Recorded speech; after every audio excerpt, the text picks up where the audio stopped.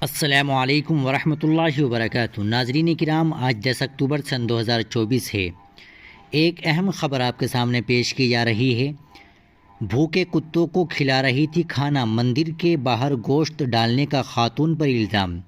ریاست اتر پردیش میں مندر کے پاس بھوکے کتوں کو گوشت ڈالنے والی خاتون پر دانستہ طور پر مندر کے سامنے گوشت ڈالنے کا الزام لگایا گیا۔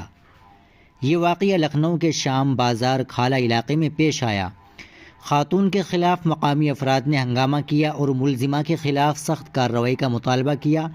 پولیس نے اس معاملے میں خاتون کے خلاف مقدمہ درج کر کے اسے حراست میں لے لیا اور مصروف تحقیقات ہے۔ پولیس پورے معاملے کی جانچ کر رہی ہے۔ مقامی افراد کا الزام ہے کہ نوراتری کے دوران جان بوجھ کر ماحول کو خراب کرنے کی کوشش کی جا رہی ہے۔